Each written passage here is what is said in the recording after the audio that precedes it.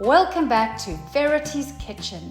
Today I'm making olive tapenade, a quick and easy recipe that's not only delicious, but it's healthy too.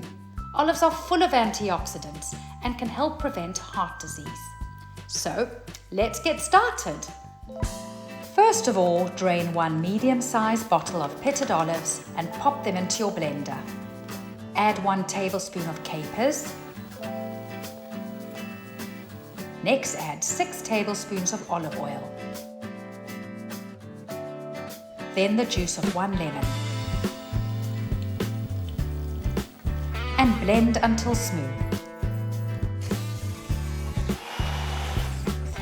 Finally, season with salt and pepper to taste.